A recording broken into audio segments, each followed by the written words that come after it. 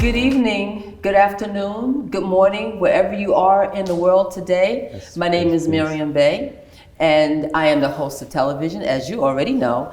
But as you also know, I always say I bring on the best guests. And today is another best guest. And I am so happy to have him on because I love having young people come on and who are doing some fantastic things.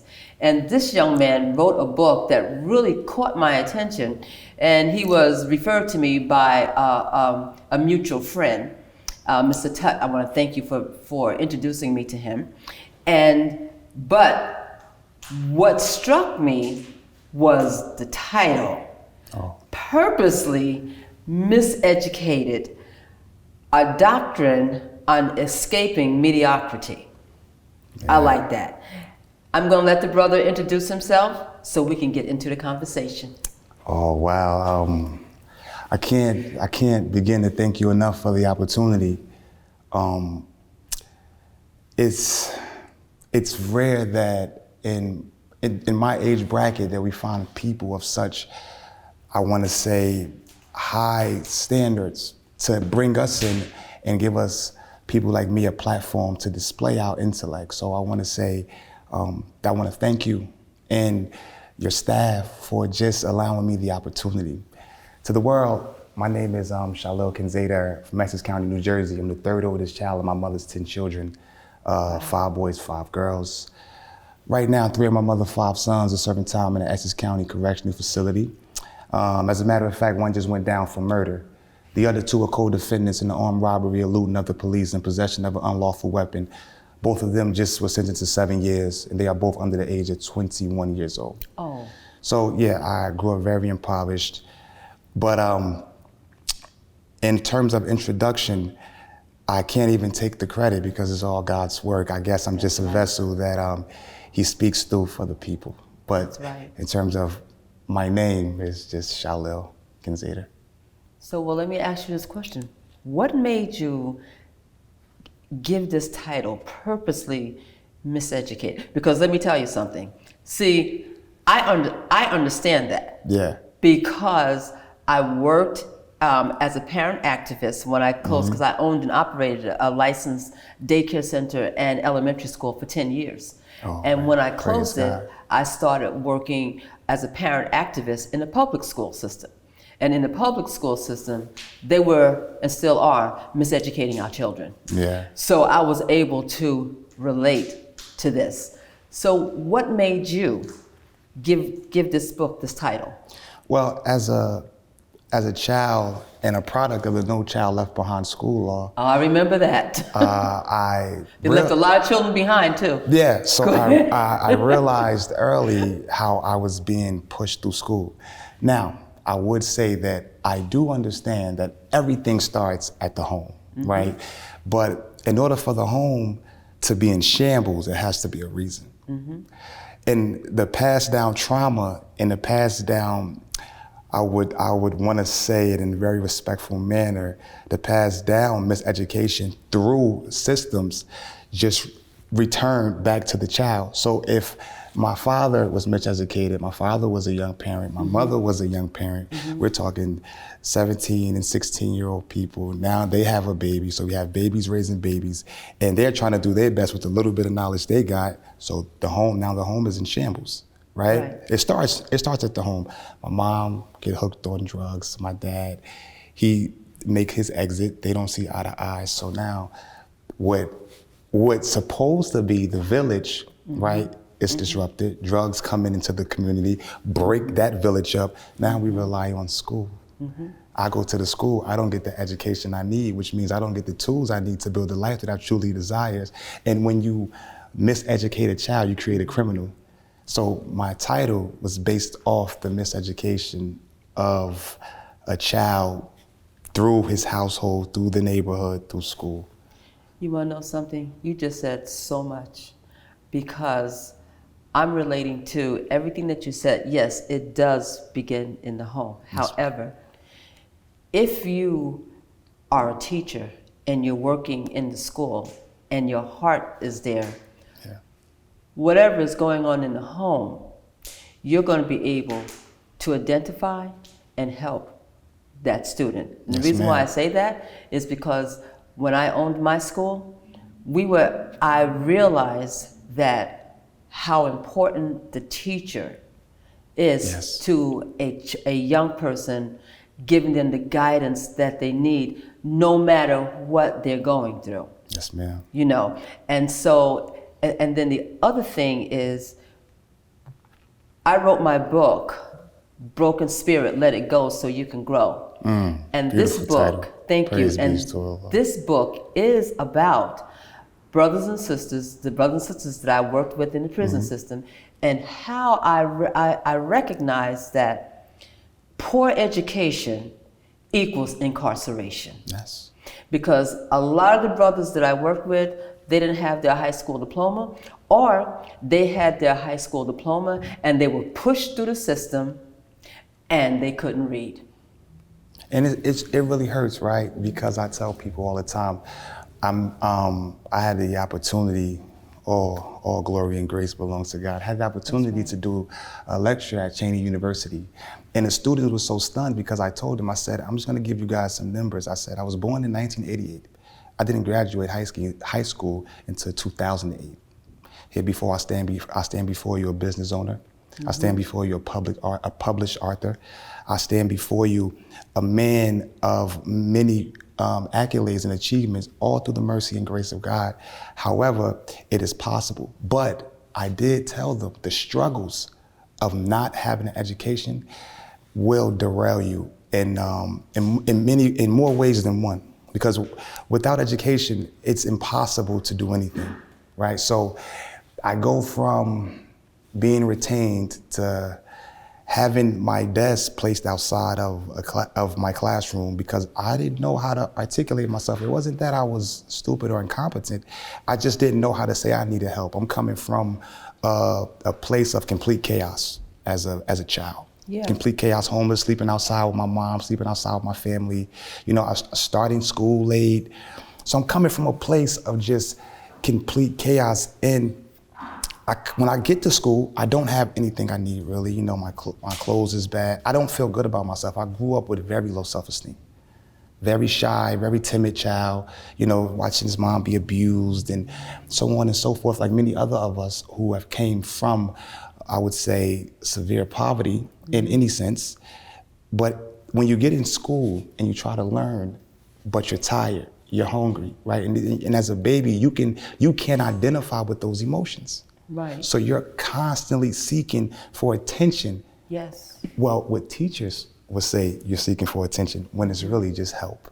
Right. But I don't know how to say, I don't understand this. Because when I read it, you hear me read it, but I don't comprehend what I read. Right. So if you hear me read it and I get it wrong, you automatically attack me. One thing I noticed too, I started to learn that the teachers that taught in neighborhoods I went to school at, their children didn't attend there. So what I started to realize was if their children doesn't go to this school, it's no way they can educate me properly. They don't even view this school as important enough to send their children to. Thank you. You know what you remind me of? I never understood that until I got grown. I feel the same way. When I was also the Newark Public Schools president, board member, president, right? Yes. I had a problem with people being board members and your children are not going to the school. Yeah, no school in the district. How could you represent a district if your children is not there? So I understand exactly what you're saying. And then I had to sit and wonder, right? So even as a child, it never made sense. I said, so, because I understand one thing for sure, two things for certain. Whether I learn or not, you get paid. That's right. Right? But if your children don't go here and you get paid whether I learn or not, that's right. The possibilities for you teaching me what I need to know, yes, is slim to none. And on top of that, I just started to think like, why would you teach me how to compete with your children in the work world? Right. Think about it. You're going to educate me on how to take jobs from your children. Thank you. What needs to be done for us, I truly believe needs to be done by us, and that's no knock on anybody else. But I truly believe what has to be done for the sake of our people and our survival needs to be done by us. That's right. That's why the community schools back in my day, that, you know, we had a lot of them. Yes, ma'am. You know, and so it was our responsibility at that time to teach the students who came to school the knowledge of themselves. Yes. You know, to love themselves and to let them know that they are worthy, right? Yes, ma'am. And in addition to that, we taught 3 languages. Oh, beautiful. Yes, we taught we taught Arabic, we taught Spanish, and we taught oh goodness, I can't think the other one right now. Is it French? It was French. That's French, right. yeah. That's right. Because I was fortunate enough, I did attend École Toussaint Louverture. Yes. And I spoke French fluently from the 2nd to the 5th grade. Yes. And once I left École Toussaint Louverture, I was introduced to Spanish. But I think if I would have stayed on that path of French, because the French language is beautiful. I think the Spanish language is beautiful, Yes. because it gives you diversity in your portfolio, That's especially right. in the career world. That's right. That's oh, something yeah, a lot of especially us today. are missing. Yes. And a lot of jobs is about to be obsolete. Exactly. And if you can't speak a different language, if Right. you don't have certain certificates and papers that saying I attended this, it's going to be really rough for people. But it all starts with being purposely miseducated. I will say this: the system they put in place is almost impossible in terms of surviving it without a village. It is extremely impossible. The system they got in place, from just because a lot of people are going to argue that it's not that way, right? And systematically, we have to look at this thing as a whole. Now, I'm grown now. I can't blame my mother no more. I can't blame the system. Right. But for everybody coming up under me, I feel bad for them because it's only getting worse. I know, and that's one of the reasons why I love my work that I do with brothers and sisters who are incarcerated or who have been incarcerated. You know, because they need to have someone who they believe Yes, ma'am. believes in them, Man. no matter what they've done. You know, and the other thing is that why I mentioned to you earlier, if you were familiar with Jawanza Kju, Dr. Jawanza Kju, he wrote a book called Countering the Conspiracy to Destroy Black Boys. And in that, he talks about the teachers, and he talks about special education. Yeah. You know what? I didn't know his name, but I watched this lecture on YouTube. Oh, okay. It's the brother, I watched this lecture on YouTube, and I actually referred to him in my book. Oh, okay. Yeah, I referred to him in one of my chapters because he made a statement, right? And he said that he doesn't think that there's anything wrong with female teachers. But he said we need to see more males in those roles, because that when a teacher teaches a child, right? So I put in the book, when I was growing up, I only had out of 14 years of school, I only had 2 male teachers. I know, and here he says. Yeah, that was my guy. Yeah, I didn't recognize his name. Okay. But I did pull from the brother when I was writing my book. That was one of the guys I pulled from. Yes. He did several lectures with me. Yeah. You know, when I had my school. Beautiful. Yes. So we did several trainings. He would come in, speak, and I had him as a speaker at the conferences that I did. Masterful. Brother has masterful wisdom. Yes. Masterful wisdom. I give that brother a lot of credit. Masterful wisdom. Here's the thing that they do. Once I transferred my children into public school, what they always wanted to do was to put the boys in special education. There was always a reason. Oh no, he's this, he that. But I said, but this is their energy. This is how they're supposed to be acting. It's a lot of money in special education. Oh no. See, no. I learned all that once I started becoming active. Yeah. In public school. It really is all about the money. They're gonna make their money. Yes, and this is what happened to me. The teacher calls me and tells me that they want to have a meeting with me because they want to place my youngest son, in special education. Wow. I said, okay. I already knew I wasn't signing nothing. I just wanted to go through the process so that I can let other parents know what the process was, because I wasn't signing it. So then we go, and I tell my son, I said, he was about 10 years old, something like that. I said, okay, they came into the house, they did the inspection. He had to go to the hospital to get the, they did like an examination of the brain and all that stuff, right? People was wicked, man. Yes, they did. So they did all that. So then we come in, and so they said, Miss Bay, we made the decision. I said, okay, so what's the decision? They said, well, we're recommending that he be placed in special ed. I said, okay, so why? And they said, well, because his comprehension is slow. I said, well, what does that mean?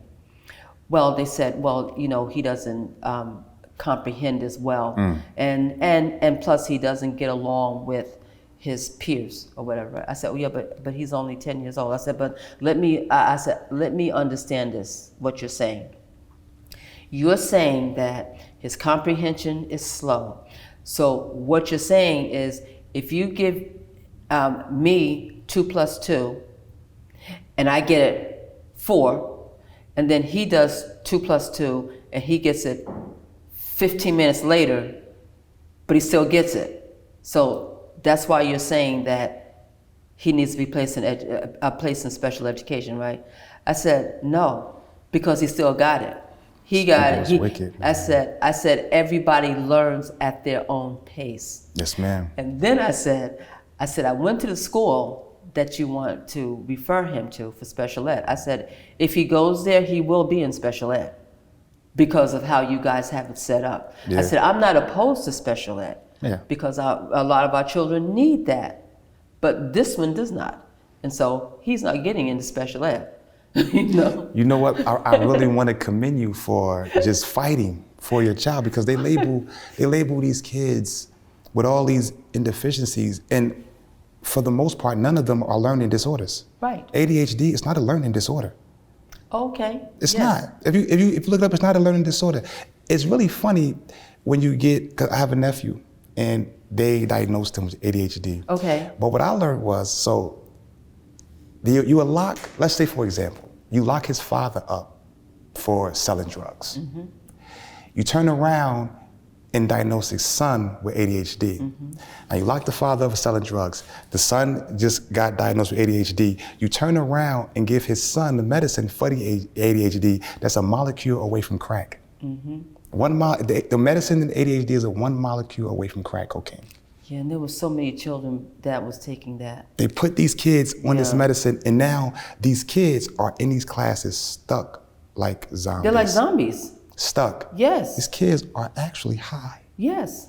Breaking down their reproductive system. Yes. Their nervous system. All these things is happening to these children, and this is ADHD. It's not a learning disorder. Right. He needs special ed. No, we don't. A lot of these children just need the proper attention. And that's what Jawanza talks about.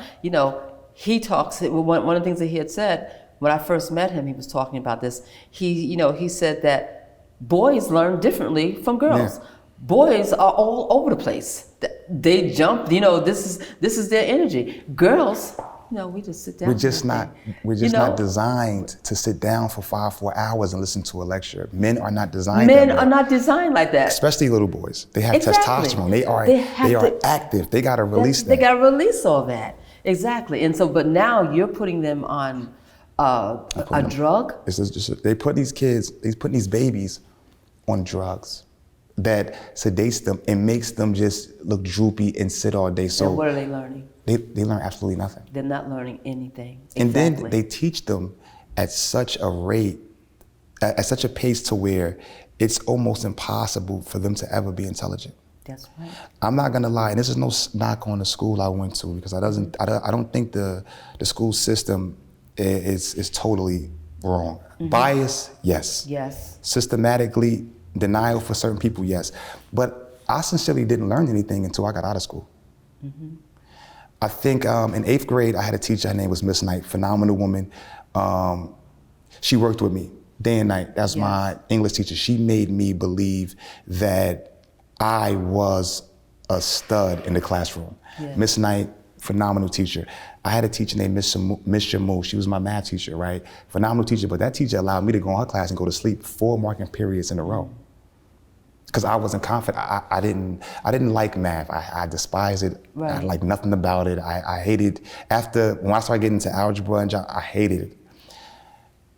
Like you said, and I think that it's so profound that the school is based off if the teacher want the children to succeed or not. That's right. That's Thank all you. it is. Thank you. So that's right. I love that point that you made, because in those 2 teachers, one, it wasn't that Miss Shamu was mean to me. She never disrespected me, but she allowed me to, you want to go to sleep? No problem, I'll still get paid. They don't care about you. Miss Knight, she's put me in the front of the classroom. No, he reads first. Right. She built the confidence within me that made me believe that, wait a minute, you are intelligent, you are smart, because so often we make agreements with other people's words. Thank you. So if my mother say, shut up, sit down, I'm tired of you singing, I can have a beautiful voice. Right. But that agreement I just made based off her words, I think that agree with me in life. Maybe I can't sing, maybe I am stupid, maybe I am making too much noise. Right. I go to school, you do something, people laugh at you, you make an agreement with yourself. Maybe I am stupid. Now, you go to the back of the classroom. Right. I watched how I became a student that went from the back of the classroom to the front of the classroom. And it was only built through confidence. The whole time in school, the only thing that really got me through school, and it's sad to say, was sports. I was just so good at sports. Right. So I understand what was happening, meaning that, okay, they don't really care if I learn or not. But I can dunk a basketball, I can catch a football, I can pack a house, people are gonna come to see me play, and the school get notoriety. Right. I personally watched guidance counselor change grades for many athletes, changing in the system. Yes. And I'm not gonna say the brother's name, but when I was in high school, this brother he will walk us in his office, listen, man, I'm gonna get you in college even if it kills me. Now, he probably meant well. But by the time all of us got to college, this is the trick. By the time we got to college, we had to take remedial courses because everybody failed the test to get in. SATs was a thing of the past by the time we went to college. So now they put you in a college course. You don't know this college work. Test them for remedial courses. You fail remedial courses, it's like you in the 13th grade. Because now, boy, you got math 86. That's basically high school math. So now I gotta pay 4 or 5 more, I gotta go to school 6 years. So sometimes it takes you, Eric Thomas, E.T., hip-hop preacher. Yes, I like him. Phenomenal mind. E.T. said one time, he said it took him 12 years to get a 4-year degree. Yeah, he said that. Yes, but he got it. He said something I'll never forget. He said, on the degree, don't tell you it took me 12 years.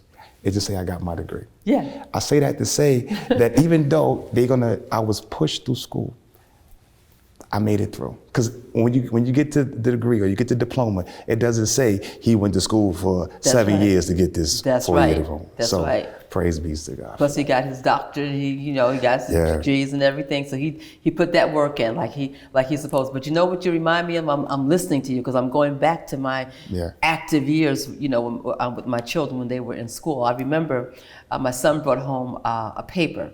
He had taken the test. And so he just gave it to me. I said, I'm looking at the questions and everything and the answer. I said, wait a minute. You got two questions right and your teacher marked it wrong. So I said, this is right. So I said, when you go to school, let your teacher know that he's wrong. And so he said, well, I don't want to do that. I said, well, if you don't do that, I'm going to do that. Yeah. So he didn't want that. He didn't want that. Because he was in high school. He was going to Shabazz High School. Okay. And so the teacher says, and then I said, and tell your teacher that I have just as many degrees as he has. Okay. And so then my son says, the teacher says, when he comes to him and tells him, well, my mother said that you overlooked 2, that I got 2 right on here. She wants you to correct it. And so then you know what his response was? What? Your mother reads your work? He says, my mother reads everything that comes in the house. I'm saying, why would a teacher even say that? But see, this was their perception of us. Yes, ma'am. Okay, I can just say anything and your mother or your father is going to believe it because see, we're supposed to think that you are above us, that you are smarter than us. And no. And it really befuddles me because often, too often, that be the case. It's not that they are, it's the belief system that they build. And if that baby Yes. would have not had a mother like you, Yes. he would have really thought that them problems was wrong. Exactly. And guess what else they did? This is another thing that they did. When he was going to Alexander school, right? When he was in elementary school, the teacher gave an assignment. This is Black History Month. Oh, wow. So This is crazy. she gave an assignment for Black History Month, and he did an excellent job on putting together, doing his research on Hannibal. So she gives him a C. I go to the school and I tell her, I said, you gave my son a C, it should be an A. Okay, because he researched this Yes. and everything, and I said, this is good work that he did, so it should be an A. So she said, well, this is Black History Month. I said, wait a minute. You don't know who Hannibal is? See? I said, you said that they had to write about Black heroes, Black History Month. He wrote about Hannibal, okay? But you wanted Martin Luther King or Rosa Parks, like the regular ones. Yeah. Okay, so I they said, do that. and there's nothing wrong with them. I said, but if you don't give him an A, I'll be going down to the principal's office. Yeah. Because you're going to change this to what it is supposed to be. Gave him a C. Gave him a C. See what I'm saying? I said, now in his mind, when you have like A, B, C, D, whatever, F or whatever, when you get that, it's like, well, something's wrong with me. And I saw him doing the research on Hannibal. You saw the work he put in. Yeah, and now and then I saw him write this up and everything. Even though there was errors in his writing and all that stuff, but still he got the point across of who Hannibal was And she wanted to give him and what Hannibal did, and she gives wanted him a to C. Give that brother a C. See what I'm saying? No, but he didn't get a C. He got an A. Got A. Shout out to mom. That's right. And see, that's why parents are important and why parents need to be in these schools, especially today, with And- everything that's happening today.